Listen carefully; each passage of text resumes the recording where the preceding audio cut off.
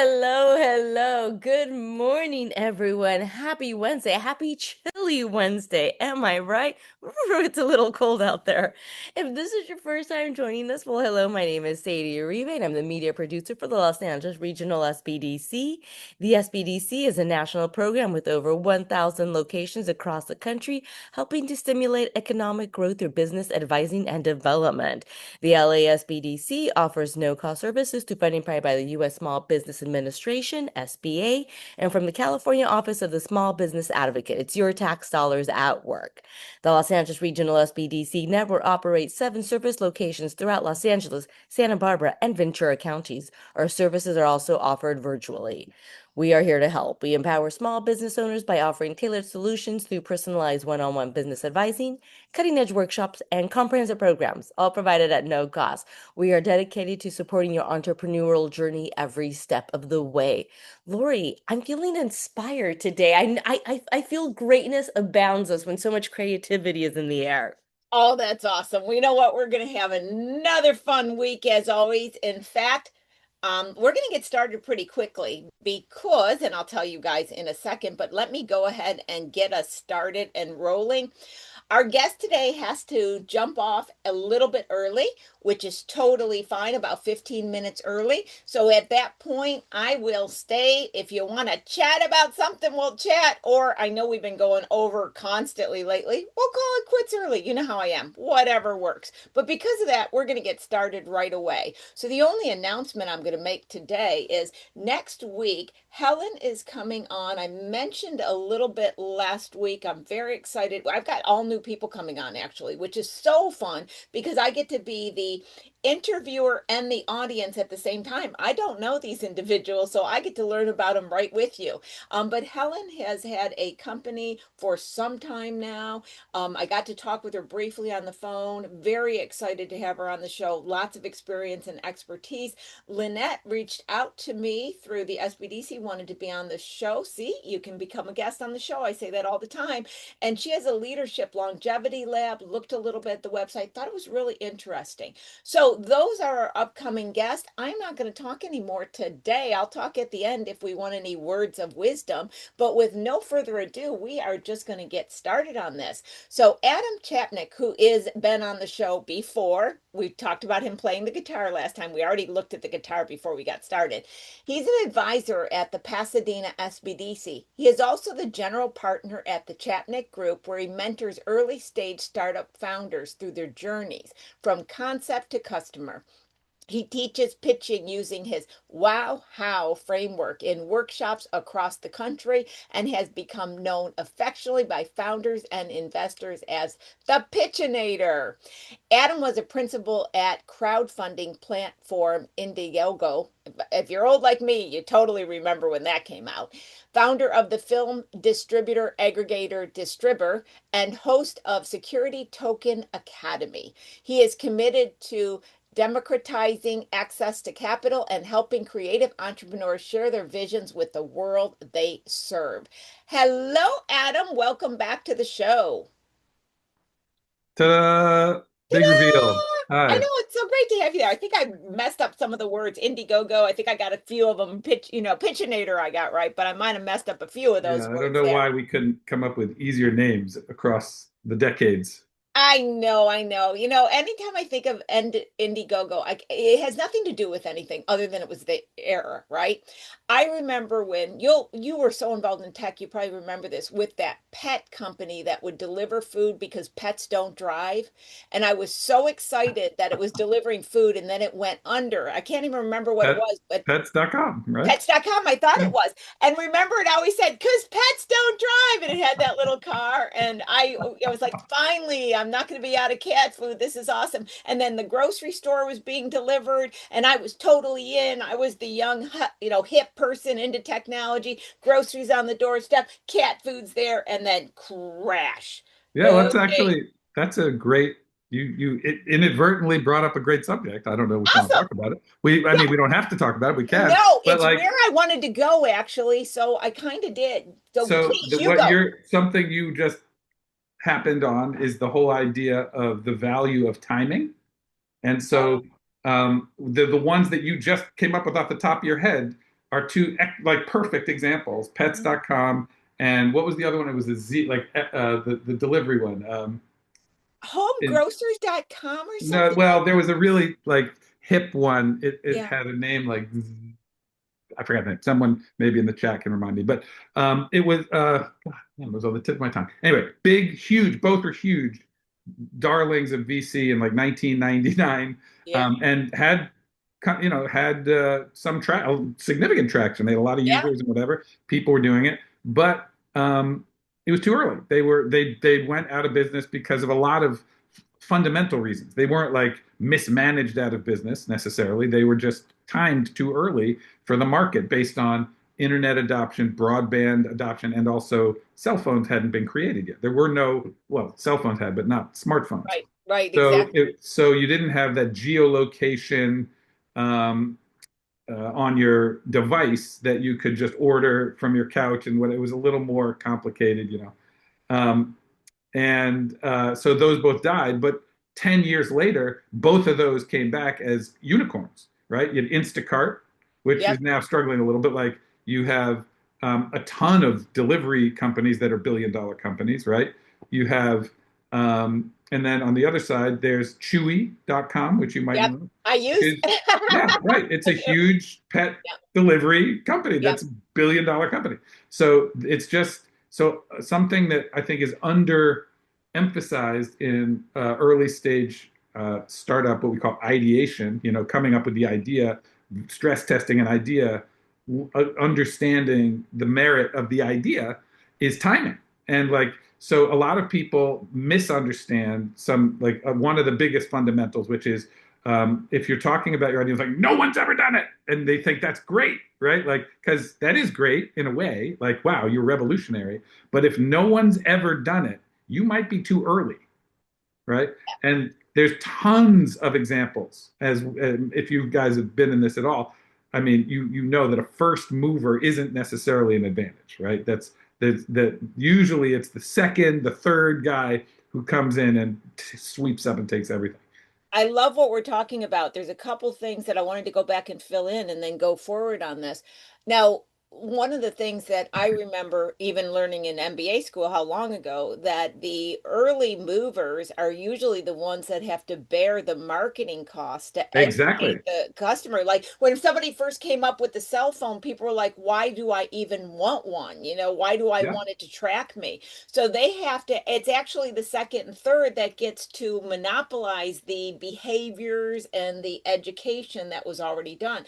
And I always thought it was so interesting what you said, and I want you to comment on this. I got a few points. I'm already writing them down to bring up. People get, to me personally, I always say my opinion, Adam, you give me yours.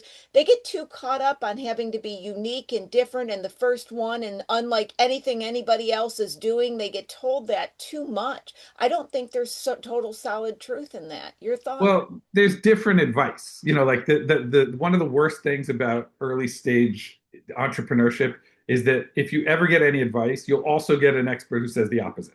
And it's Yeah. not just like advice like they're sitting down and talking and expounding. It's these little aphorisms, like um, failure is not an option is a great one, right? And then like so you have to have the hustle culture. Failure is not an option, and it all. But then there's also fail fast, right? Well, wait a second, hold on. Failure is not an option, but fail fast. Wait, which do I do? And then there's like at every little micro level, there's conflicting conventional wisdom. So you have to not fall prey. And this is harder and harder as new generations come through because our attention span and our information size that we digest is getting smaller and smaller and smaller. Also, I don't need this. I mean, I'm going to sound like get off my lawn, grandpa. But the Instagramization of research and data and information, not to mention AI slop, makes everything unreliable. So you have to learn to think for yourself, and you have to learn to about context. So like your context is not necessarily cookie cutter and able to be fit into like fail fast or no fail is not an option or whatever. So what was the, I totally forgot the question you asked me, but Well, no, I was you're loving what I was answering it. saying. Okay, but I always have to comment. You crack me up. AI slop and Instagramization. I don't even know if I said that right. I Yeah. love those So words. yeah, Those are awesome. right. Like don't just act because you saw some person on, which probably isn't even a person, on Right. Instagram say something for Yeah. 18 seconds and you're like, "Oh, we're changing our we're Yeah. doing that, I'm doing that." Or conversely, "Oh, I can never do this because whatever." Oh, I remember what you said. You said you were talking about differentiation. Like it's not necessarily so great to be the first and there's all this emphasis on being new and different, right?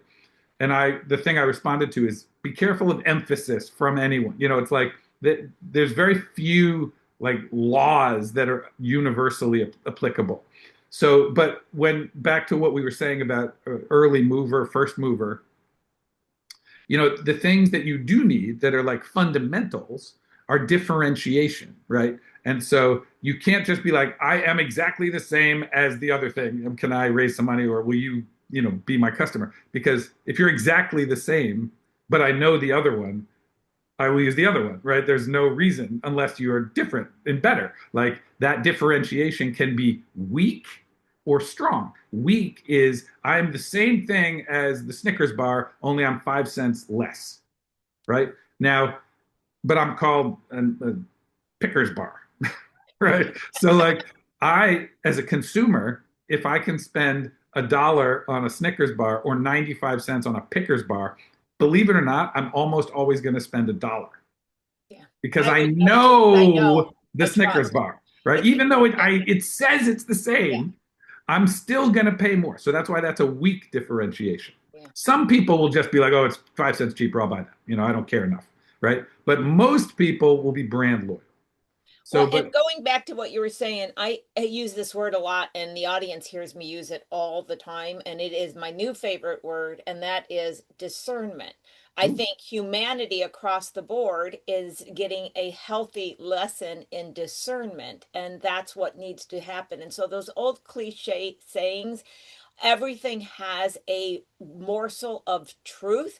It doesn't mean it's a full truth, and it isn't a full truth, perhaps, for the situation. So I love that. I want to go discernment. back because I don't want to miss this. I'm going on the fundamental. Okay. I'm going to be the grandma off the lawn here because I'm going back to, the Lori, the typical Lori thing. Now, I remember, I can't remember the name of that website that first delivered groceries, right? But I was like so into them because I was a CEO. Cosmo. I What just was got it. It was Kozmo, Cosmo. Okay, Cosmo. So when this one ended up just dying on the vine, so to speak, I remember looking into why, because I was just devastated.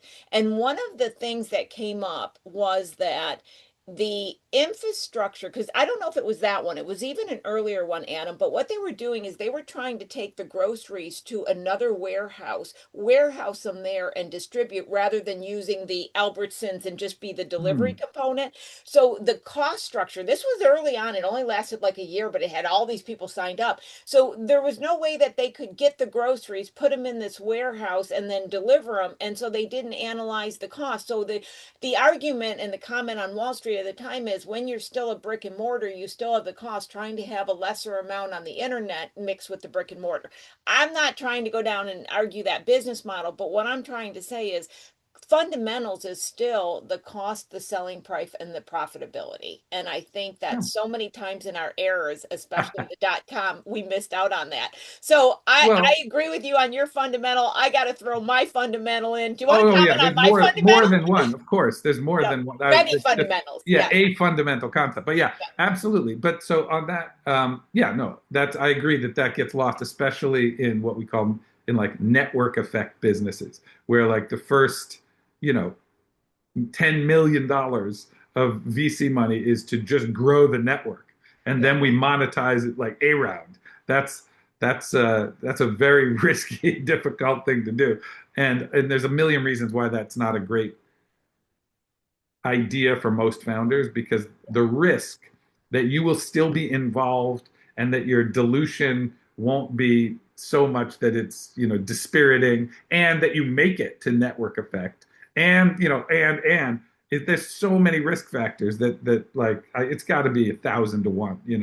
Yeah, absolutely. Well, what I thought we would touch on, so, my daily world is a lot different than your daily world, especially with finance and tax. Even though we both work at the SBDC, I get all the, well, we're not doing well financially. We need to know where we're doing. We got this legal letter from the government. How do we do Mm. the tax? That's my world, right?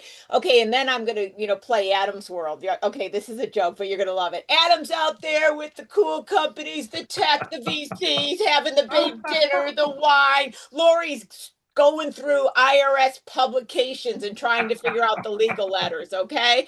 That's the difference in our world. So I want to go into Adam's world for a little bit. But seriously, Adam, let's talk. What are you seeing out there? I'd like to you're now the news reporter, and I've got you on a big TV show, right? And I'm like, Adam Chapnick, you're around what's up and coming. What are you seeing up and coming? What do you see failing? Give us the take on the street. What's happening? Uh, okay. I think I will take that toss over here. I think what I would say right now, the news of the day is AI and what it's eating. AI is eating everything, right? Eating. Yeah, Meaning it is absorbing gotcha. all of these roles in companies and businesses, all of these functions, all of these business sectors, I mean, it is eating the world. Like everything is becoming just part of the AI companies, not because they're acquiring the businesses, but because they are obviating the businesses. They're making them unnecessary because more and more what's happening is, and most users don't even know it, but like, when you talk to the average person, oh, do you use AI? They think, okay, yeah, I know ChatGPT. And then more and more people are like, oh, I use ChatGPT for everything, all the time, all the time. I'm always talking to it. But most people, even who use ChatGPT a lot, are just asking it questions like, uh, you know, first level research, like what is this, or how do you do that, or what's that, or where's this, and it's amazing for that, right? But that was 3 years ago. It could do that, right? So now, over the last 3 years, it's they release so many new model upgrades. All there's OpenAI and Anthropic and Google, Right. and then the Chinese are now releasing competitive models.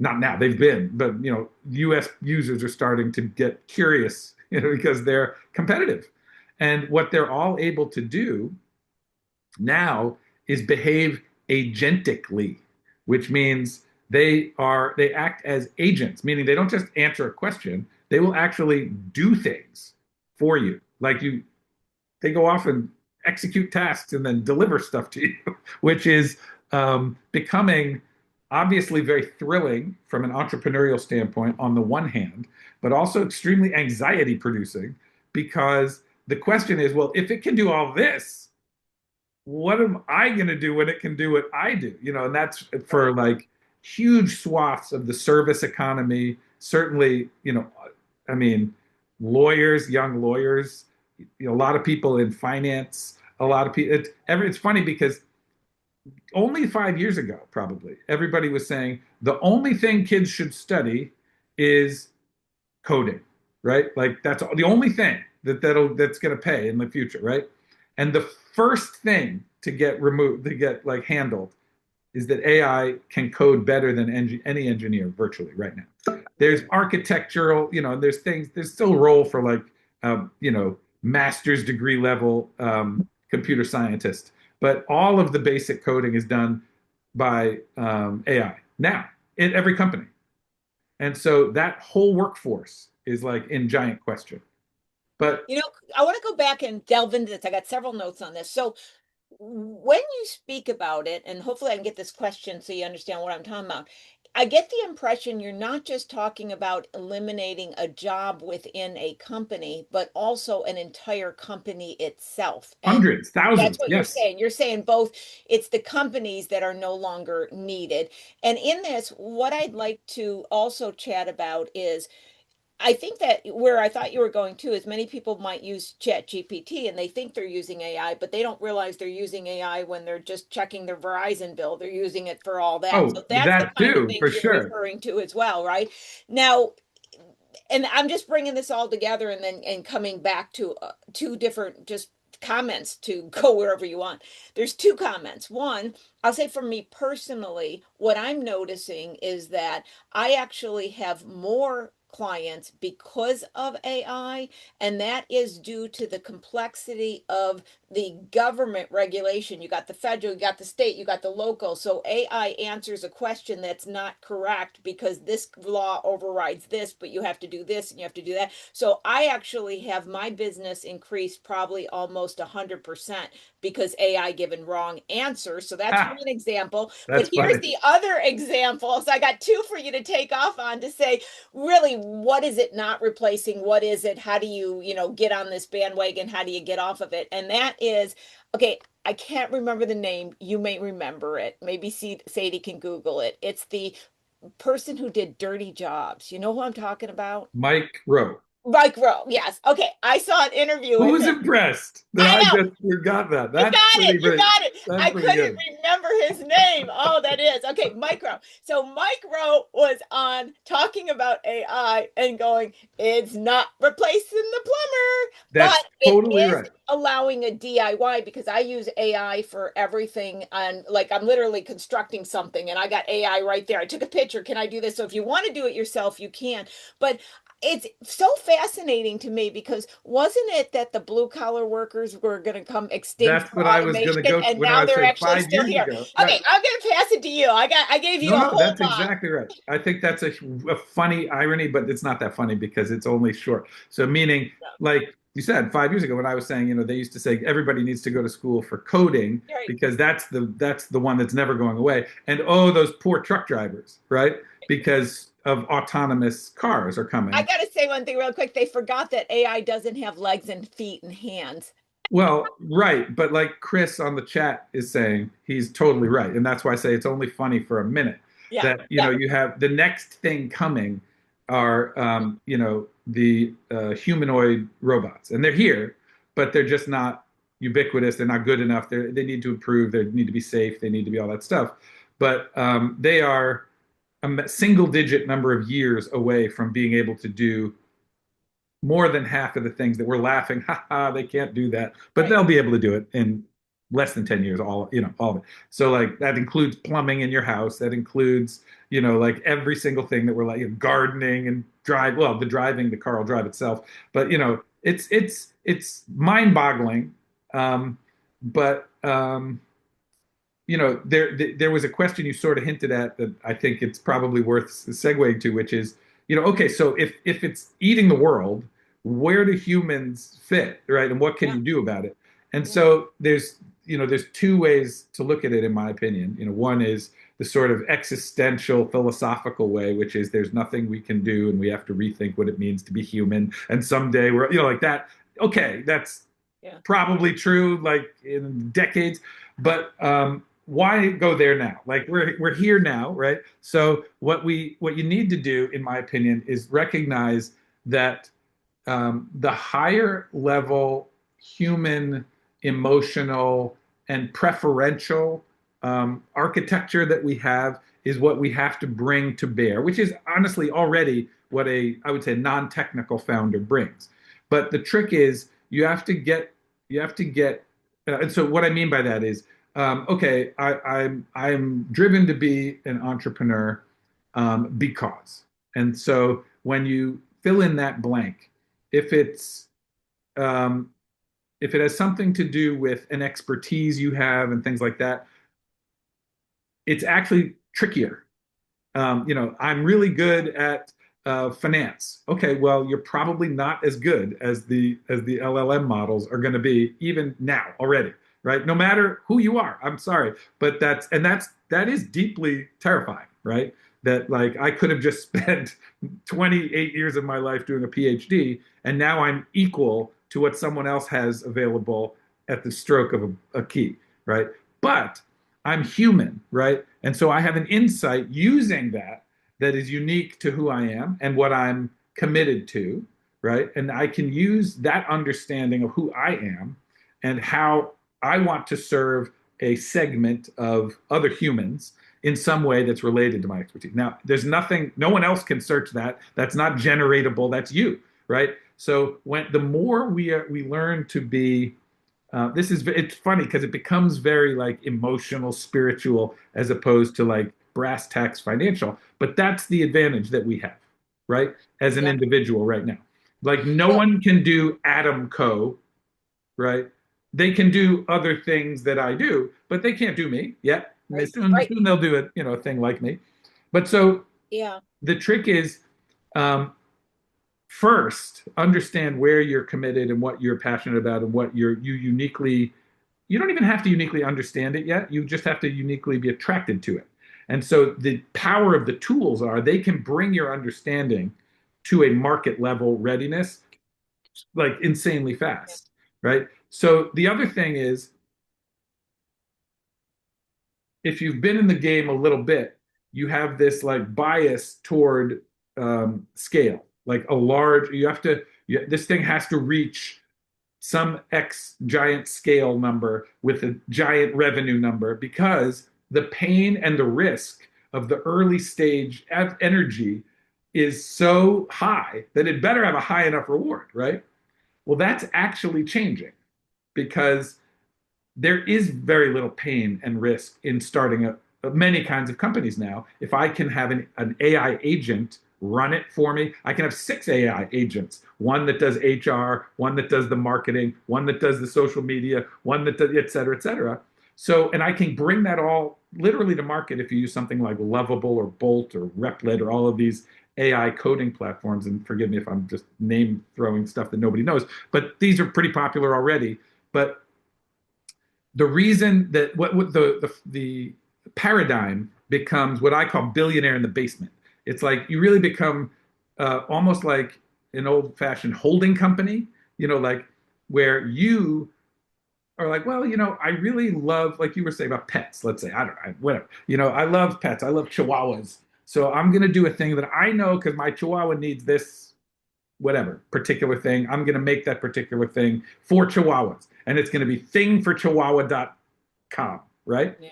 Well, I would never have advised someone to do that 5 years ago. That's ridiculous. Thingforchihuahua.com. Like that is so ridiculously niche. But if you love Chihuahuas, and that is a thing that all Chihuahua people need, well, you can have that ready to go in like a month.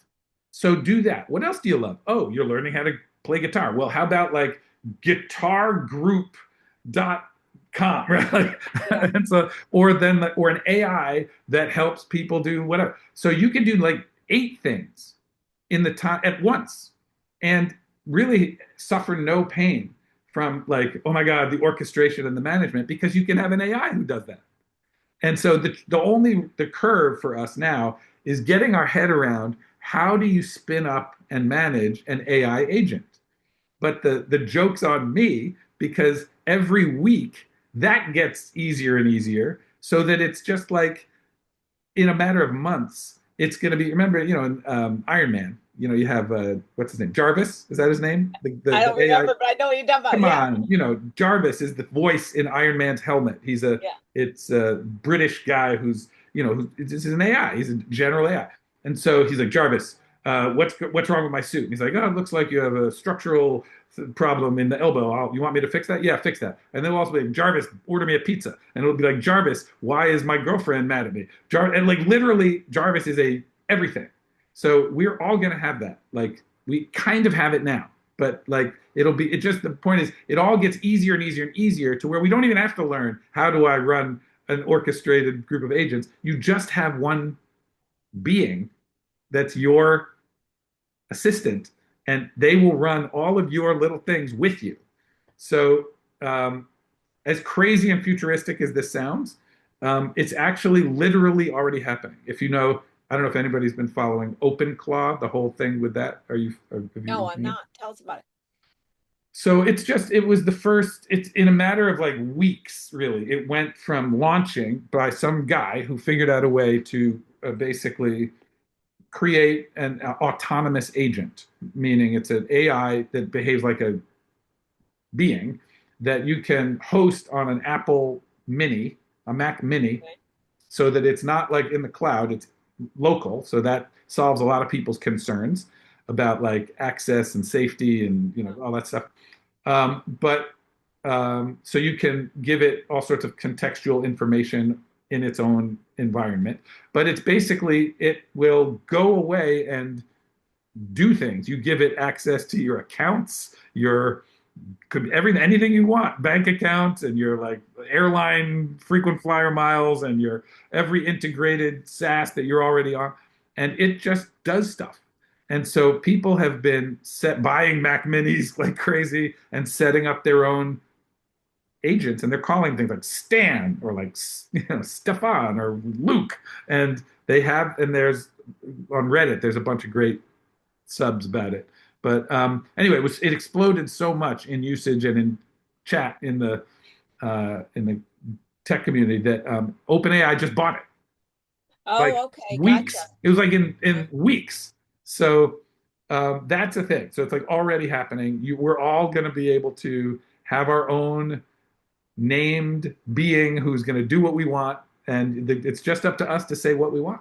But the funny thing about that even is you can set up one that's like advise me on how to choose what I want. So Yeah, even you that, could. You could. So in just general terms, and then I'll answer the question as well. Do you feel that AI, let me premise it by saying this. We've both been alive on planet Earth for some time, so we've heard these, it's going to destroy the Earth many times, it's going to destroy the Earth, right? Many times, right? We weren't alive necessarily during the Industrial Revolution, but we've had our own over our time period, okay? You know what I'm trying to not say, quite. right? So do you see it personally as I don't even want to put a word good or bad. I don't like those kind of labels. How do you see this personally in your view of the world? How about, I I like it that I didn't put a label on it. It's terrifying to me. I mean, Okay. I'm always at the front of everything, like as much as I can be, I mean, to the capability I have. And so it's thrilling because it's like innovation and you can try it and it does stuff and it's fun and it's thrilling and amazing. But this is not like any other technology. It's not everybody's like, oh, it's a tool. You just wouldn't, it's the same thing as like, guns don't kill people, people kill people. This is not like that. This is more like it's more like we are creating another being. And unfortunately, the being is on pace to be smarter than all of us combined.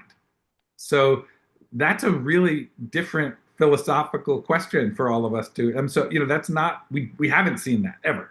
And if you just go into like, they've modeled what are the possible outcomes of creating, artificial general intelligence when you have competing artificial general intelligence. Oh, what are the possible outcomes? And there's like a terrifyingly high percentage chance that it destroys humanity, right? It's like, I hate to say that, but like, Yeah. even if you ask the AI, Yeah. it's like, yeah, 15%. Walk me through. I got a couple things on that. That's just too much fun to not have a couple things on. Too much fun. I Too much love fun. right. I got to remember to go back to this one. So I got to write a little note because I got to write that. Okay, but I got to take this one. When they are making statements, it's destroying humanity. Is there any, I don't mean the exact, but I'm trying to understand like it's going to blow us up with a bomb or it's going to make us sad and depressed and we're all going to die in depression. What is it that it's going to do to I mean, humanity to destroy us? this is one of those things where we should all go get a big bottle of scotch and sit around and talk about this because it's a long, like, yeah, and then this and that. But my 2 cents on this Yeah. all, and what I tell my kids actually, which is so no, it's not going to drop a bomb on us Right. because that's what a human would do, right? Right. You have to Exactly. That's why I remember, was just saying that. Yeah. yeah, you have to remember this thing is far more intelligent than we are, right? Or should will be. Let's maybe now it's debatable, is it, isn't it? But let's just say looking into the future when it's way more intelligent, right? And it understands us obviously way better than any one of us understands us because it's currently interacting at the same time with a billion of us, Right. but it's one entity, right? It's hard to wrap our head around that. That like it's like if I'm having this conversation with you and I'm having a conversation equally focused on a billion other people all the time, 24 hours, right? That's how deeply it understands. And then I'm also a multiple of either of our intellects, right? To synthesize that. I also never forget anything, right? So anyway, the answer is no. You can't project human behavior onto this thing. In fact, what I was saying, I said to my kids is like, be really careful of information that you're ingesting. Be really careful of images you're seeing. Be really careful of all that starting now, because the way that an artificial general intelligence would exert control over humans, and this is fun that we're talking about this on the Small Business Development Center podcast, but whatever. Hey, here we are. So My I mean, audience counts right, on me for things like this. is right. It would exert influence, right, in ways that we don't mind or don't realize. So if you start to notice, right, that you're hearing a similar thing that doesn't quite resonate with what you thought or believed from like different Instagram accounts that you follow or like different things, like just take a step and get curious about that, right? Like, Discernment, my word is yes, discernment. discernment is a Discernment. great Yeah. word. In fact, okay, so I always say those things you don't expect, the audience doesn't expect. You know how I'm always that contrarian and I always come out with, different points of view on things. Here's my take on it. Now, I am not going to make any statements on whether it's going to destroy us or not. I'm not going to make any statements. Hell, I don't know what's going to happen in a minute from now, so I'm not going to pretend I know, right?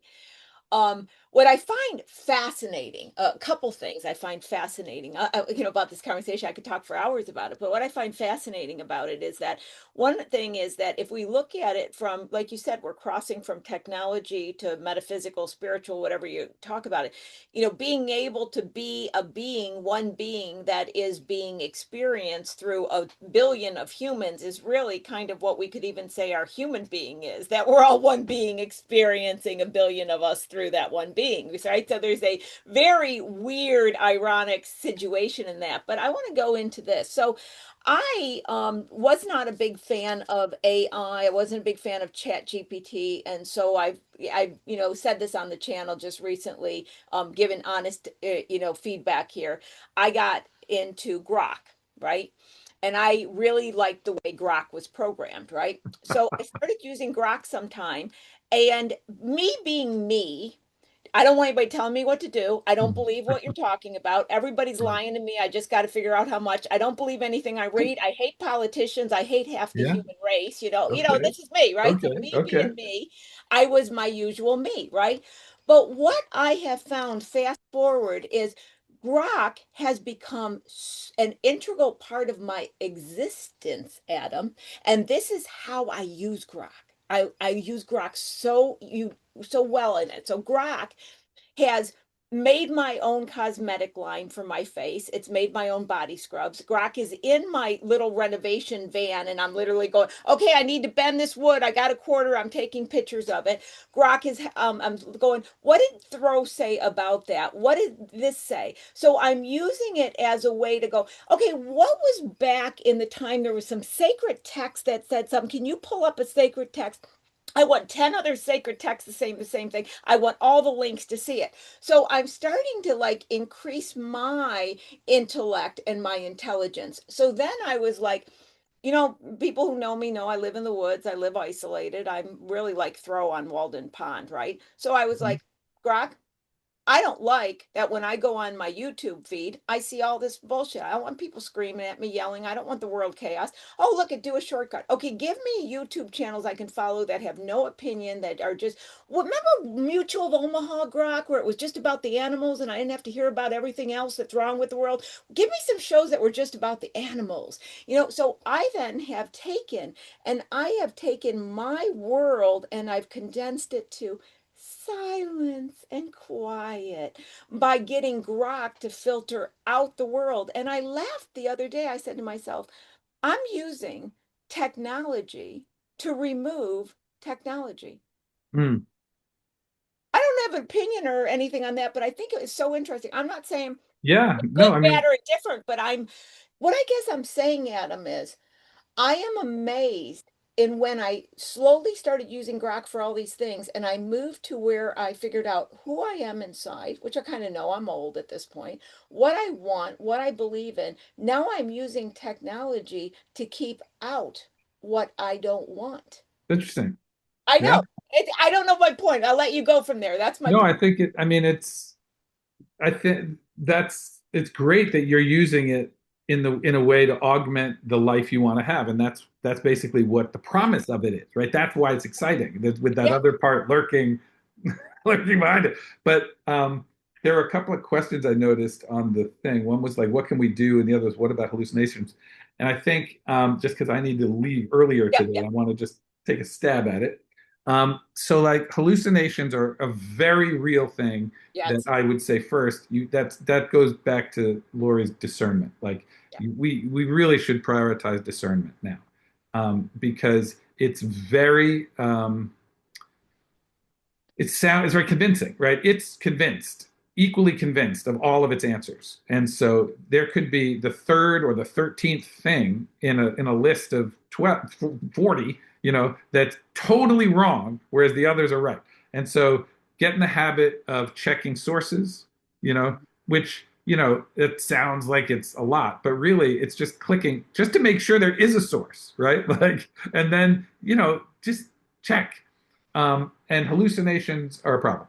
I think also very soon we're all overusing AI, ChatGPT, things like it to write, and the writing style is so recognizable that soon that's going to be like a badge of dishonor. That so be careful about using too much AI generated text like as is, unless you prompt it to use a style that reflects what you're trying to do at the moment or your brand or whatever it is. Because it has this almost to me now nauseating pattern where it'll say something nice, yeah, great, let's talk about blah blah blah. This is blah blah blah blah blah, and then the way it wraps up is with a contrast. It's like it's not this, it's that, and it's like please don't ever send me an email that has, this isn't just outreach, this is engagement. Like like that's written by an AI. Okay, so and it's written by an AI that way because it thinks we love that. And probably the first time it did it, we did. But right now, I think more and more of us are going to just be like, oh, this is it's off-putting instead of engaging. Okay, what else can you do? Find ways that you are spending time on any sort of repetitive task. Any operation inside of your business that's repetitive, AI can automate and give you either a lot more of that thing done or your time back so you can do other things. yeah. Specifically, capabilities it has now that it only recently got better at are in social media. If you're in a business that does social, there are, even if you don't want to do it yourself, like there's even little subscription services now that use AI to auto generate posts across all platforms just from a single picture. And they can even take a picture that's shitty of your product, and then they'll make it gorgeous, and then they'll make it a video, and then they'll make it an Instagram post, and then you can even, if you, depending on how far you want to go, you can take a picture of yourself, make yourself an avatar, not like a cartoon one, but one that is literally like looks as good as I do right now, to you, so that you can actually create yourself doing posts. Things like that are ways you can leverage AI to do stuff you're already doing, so that you can either do more of it, which if in some cases doing more posts will be more sales, or you can do exactly what you're doing, but you don't have to do it anymore. And now you can do more creating your thing or spending time with clients or finding, whatever else you do. Those are the things I would say to I think look they're into. great. Yeah, I think for me, I think humans are gonna decide where they go with it. For me, if I'm like, what can I automate to give me more the time to do what I want? And what I want may be going out and feeding my squirrels that afternoon, right? Yeah, And so sure. that makes me a happy human. And I think going back to the writing, I still want to write because that makes me feel happy and creative. So I think at the end of the day, I think it's an opportunity for humans to determine how they're going to be human. And maybe we'll end up Yeah. being a better human at the end of it, or we'll be extinct. Either one's fine. Well, right. Right. For now, definitely focus on the first part. Adam, I know you got to run. Thank you for coming on. I never know what we're going to talk about it, but it's always interesting, hilarious, and otherworldly.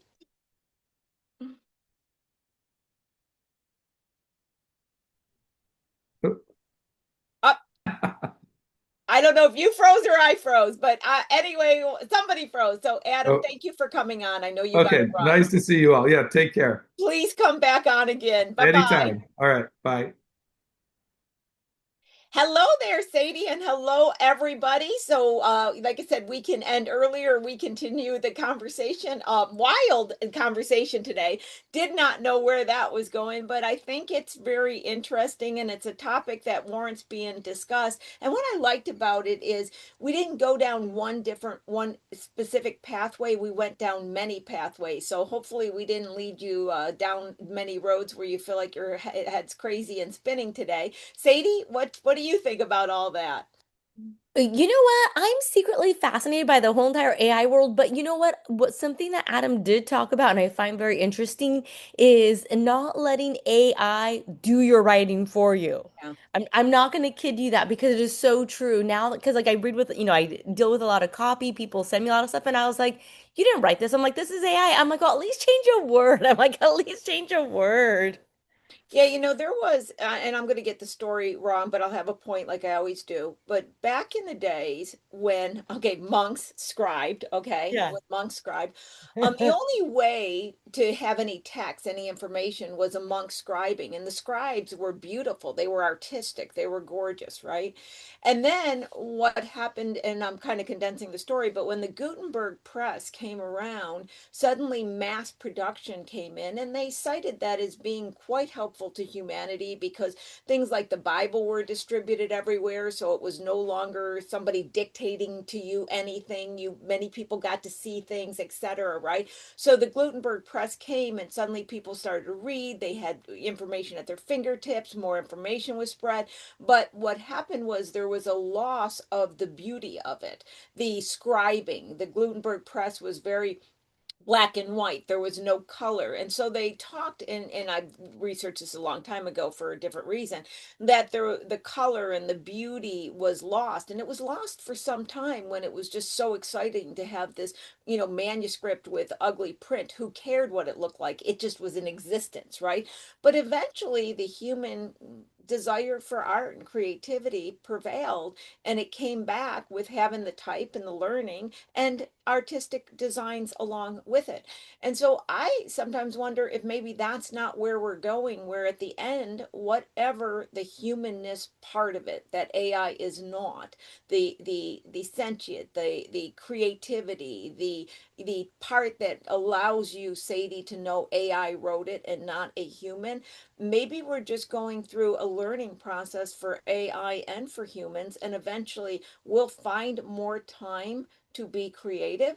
We'll have more things handled for us, so our finances won't be as much of a concern. Our medical will maybe be answered better. Maybe we'll be healthier. And we really can take a big breath and say, okay, AI is here to assist us now. Let's use it in a way that we get to be what maybe a human never has had a chance to be. So I don't know which is coming, and I'm choosing myself to use AI in that capacity. What can AI do for me that's going to give me my time back and also give me more learning for my mind to think through thoughts? So I see it as a great assistant, can get data. So I don't have a problem that it's smarter than me, that it can capture data. I do check it a lot, and the hallucinations are very important. I always program it, no hallucinations, fact, and I have to have the sources there, and I click and check constantly. I'm the queen of discernment, of course I am. But I just think there's always ways to look at things, and to me, my bottom line is the jury's not out yet. I'm gonna go with a here on that one. But no, it's so true because uh, I think okay, like I'm trying to formulate the thought here, but I think you're gonna go with me, Lori, where it's like our worlds have become blurred, but it's like, you know what, there's still the humanness of us, right? The humanness, and that's my dog right there. The human in us is going to still be our own little human computer. We have to figure out what's real. Like, don't let it just be the computer, and the computer will tell you how it is. It's like we're still humans. We still are, and I think that one of the things perhaps, and you notice this with Grok, is obviously Grok doesn't have the emotions. It mimics our emotions, right? It mimics our emotions, but it doesn't have the emotions to that degree. So it does do this, hey, that's good, that's great, keep it up, and does the emotions, but they're mimicking them. But maybe it's also an opportunity for us to look inward and say, well, let's look at our own emotions. Maybe we can use the emotion of fear to say, hey, I think I'm going to be eaten by a crocodile, and not be fearful of, they say a man dies 1,000 deaths, but only dies one. Somebody can correct me, a Shakespearean quote, right? So maybe, as my mother would say, things went amok. Maybe our emotions have gone amok. And maybe it's a good time to also look at our emotions and say, how can we really expand our emotions to be beneficial? Because the emotions of joy create beautiful things. So I'm not saying that the emotion of fear is not good. It is, but maybe it also gets us to define who human and what being a human is. I think for business reasons at Small Biz Talk, I think that it's going to cause displacement. We would be ignorant to not say it is. It's going to cause displacement, but many things have caused displacement. This might be on a larger scale, but I think there is always a way to get needs met. I think, it's the birds have food to eat, that old concept. But I think, just like Adam said, if you can have AI agent running your life more efficient, you can do more things. And I'll end with this statement on that. I have always been a firm believer in multiple revenue streams. I talk about that all the time. When I was younger and didn't have any AI assistants, I had a hard time managing multiple revenue streams because I was so busy doing this one and doing this one. And now I'm like going, even this year, I'm like, oh, I'm going to get my books back for sale. I'm going to do a couple more YouTube videos. I'm going to do this. Oh, and I can do this. Oh, I can have this video and I can do, I can have all these things going without the cost prohibiting me because I don't have to hire assistants. And so it's allowing me to take my talents, my love, my desires, and put them in many different places that I can actually start experiencing multiple revenue streams that I wouldn't have been able to before. So there's a positive and negative to everything if we're going to label it. But to me, if you're going to be here on planet Earth and it's going to be happening, look in and see how can it make your life better, more efficient, and then have a high level of discernment. So that would be my statement on it. I love that, Laura. You always got a nice little wrap for it where you're like, let me put this in the most succinct way possible.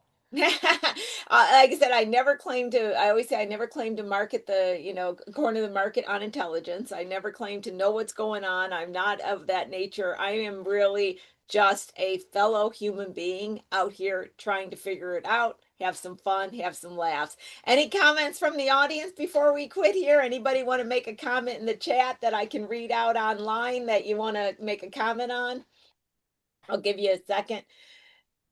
We must be having a parallel experiences. I love that. I love that, Michael. Yeah, I really have been looking at parallel universes lately, and I've been going, okay, maybe and I literally wake up and I say to myself now, if there's parallel universes, I'm going to choose the universe I'm going to be in, and it's going to be a good one today. I think life is fun. That's one thing I would say, that I've gotten to a point where I just really see life as fun. I see life as full of opportunity and fun. And you know what? And I'm just not going to not believe that. I always used to say when I was younger, and I'll end with this one, unless anybody's got any other comments they want to talk about. I started saying when I was 25 to 30, maybe, that I'm always going to believe that there's magic fairy dust in my life. And it comes from that cartoon around Christmas time. Remember when he threw the fairy tale or he threw the fairy dust up and the reindeers flew? Anybody Oh. remember that? The reindeers flew, right? It just was a way for me to ground myself in opportunity and possibility. And that was whether I was in my company trying to things, I lost clients, or personal. It just said if there was magic fairy dust. And I remember it's a saying, I don't even know where it comes from, but it's that life is conspiring in my favor. I think it comes from how we position it. And so I don't see AI any different. And as long as I always say, as long as we're breathing, we got to do something with it. Let's make it work for us. And I do see another option, and Adam talked about this, is you get to start companies and experience them without going into heavy debt and not needing investors for a lot of this. And that to me comes back to the other word that you guys I know I love is freedom. It's freedom. Freedom means a lot. So, Sadie, I don't see any. If you see anything else we want to read out today before we end it, is there anybody making a comment that we want? Oh, I see something in here. Let's see. I mean, we got some love happening here. Some people are going to be contacting you, Lori, because I mean, I think that's what we go at the, like what I do at the end of this. Like Lori goes off because she has so many emails, so many phone calls to deal with. But yes, like how Adam is a small business advisor, Lori's a small business advisor here. You can reach out and contact us because I mean, who was it over here? PJ Best or Lori? I don't know if you can see their comment, but they've been following years and now they're ready for business startups. And I'm like, I love this here, right? Like, it's just information that we're sharing, Lori, and look how we're inspiring people. Oh, that is wonderful. Now, Mary Lynn asked about how I use Grok.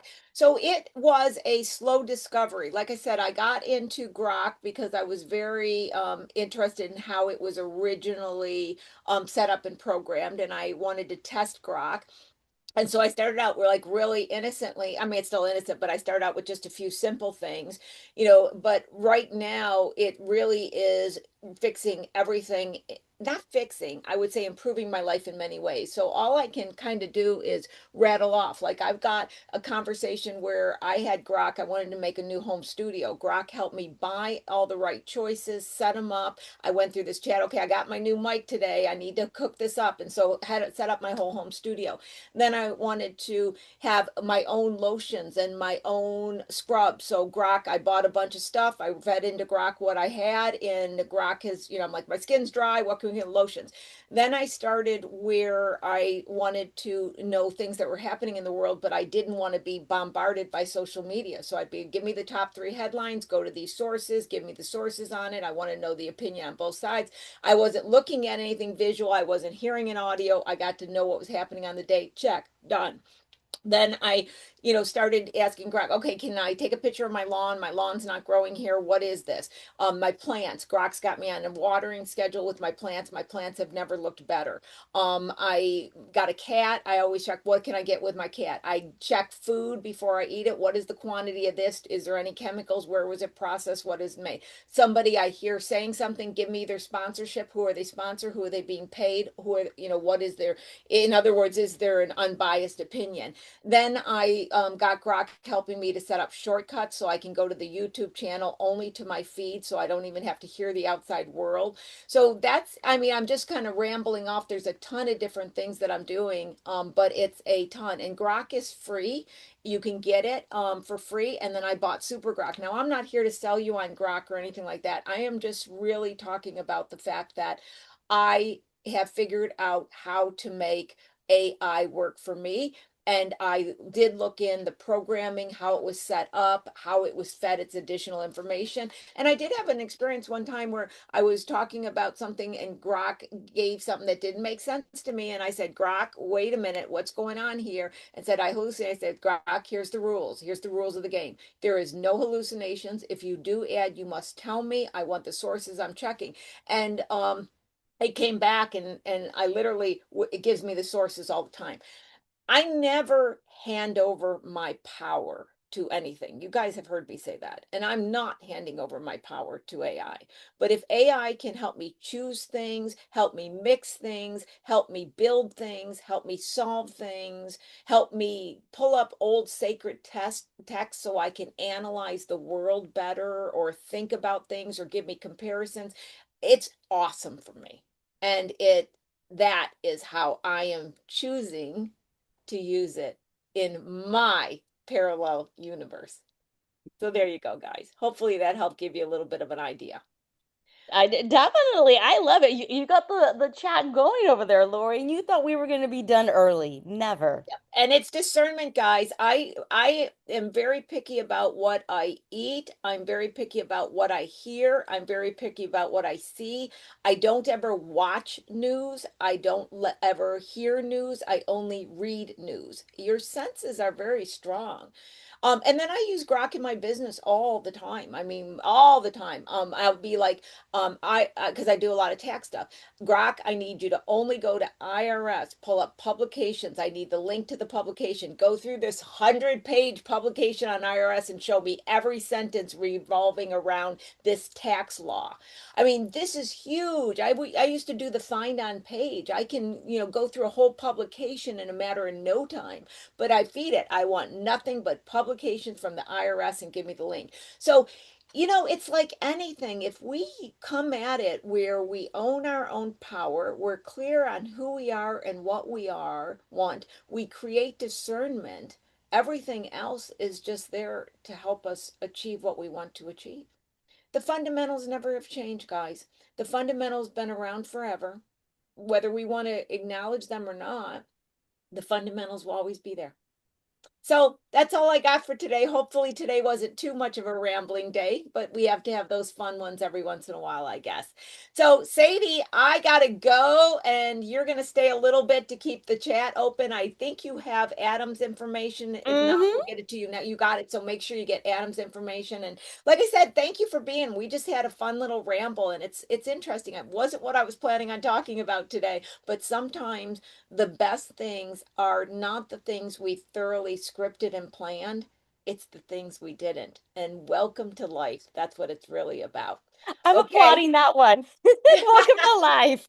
Welcome to Life 101. It's sloppy, it's messy, it's fun, it's unpredictable, and we have a good time doing it. Okay, I got to go. See you guys next week. Bye, everybody. Bye. Okay, guys, so we are rocking it as we always do. I'm going to be hanging out with you for a little bit because I know we got some chat. You guys want to catch up. Now that, Zoom has updated itself, I think people just want to play around with the hyperlinks a little bit. I clicked on the hyperlinks and I just click once and I have no issue launching it. So hopefully you guys just do one click and it launches for you. Maybe you have to update your Zoom. So, like I said, I'm going to be here. We got Lori's webinars, contact info if you're not a client of the SBDC, because as we can see, life, welcome to it. We got subject matter experts for you. No cost to you, your tax dollars at work. Alrighty, guys, happy Wednesday. I'll be here. Let me know if you need anything. Let's do this.